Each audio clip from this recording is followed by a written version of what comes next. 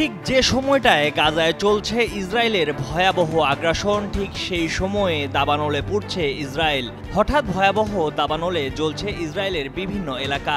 তীব্র গরম ও দমকা বাতাসে মুহূর্তের মধ্যেই আগুন ছড়িয়ে পড়েছে বিস্তীর্ণ অঞ্চলে। আগুন নিয়ন্ত্রণে আনতে মোতায়েন করা হয়েছে বিমান, হেলিকপ্টার। তবে এখনও পরিস্থিতি সম্পূর্ণ নিয়ন্ত্রণে আনা সম্ভব হয়নি। এমন পরিস্থিতিতে অ্যাডহক কমান্ড সেন্টারে জরুরি বৈঠকে অংশ নিয়েছেন ইসরায়েলের প্রধানমন্ত্রী Benjamin Netanyahu. Times of Israel জানায় 23 এপ্রিল বেইত শেমেশ অঞ্চলে ভয়াবহ অগ্নিকাণ্ডের সূত্রপাত। ক্রমবর্ধমান তাপমাত্রা ও প্রবল বাতাসের কারণে আগুন ছড়িয়ে পড়ে আশপাশের এলাকা এস্তাউল, বেইত মেইর ও মেশিলা জিওন পর্যন্ত। প্রাণ রক্ষায় এসব এলাকা থেকে দ্রুত বাসিন্দাদের সরিয়ে নেওয়া হয়েছে। টানা সপ্তমবারের মতো বেস্ট টিস্যু পেপার ব্র্যান্ড হিসেবে স্বীকৃতি পেয়েছে বসুন্ধরা টিস্যু।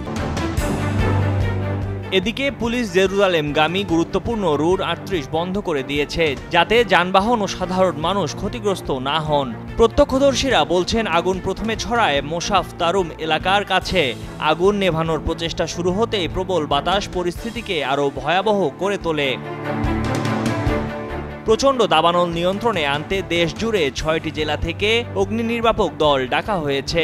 কাজ করছে প্রায় 110টি দমকল দল, 8টি ফায়ার ফাইটিং বিমান এবং 1টি হেলিকপ্টার। এছাড়া ইসরায়েলি প্রতিরক্ষা বাহিনী IDFও অগ্নি নির্বাপনে সহায়তা করছে। ইতিহাসে বহুবার দাবানলের শিকার হয়েছে ইসরায়েল, এটাই প্রথম নয়। দীর্ঘ ও শুষ্ক গ্রীষ্মকালের কারণে ইসরায়েলে এর আগেও বহুবার দাবানলের ঘটনা ঘটেছে। তবে এবারের পরিস্থিতি আরও ভয়াবহ আকার ধারণ করেছে বলে মনে করা হচ্ছে।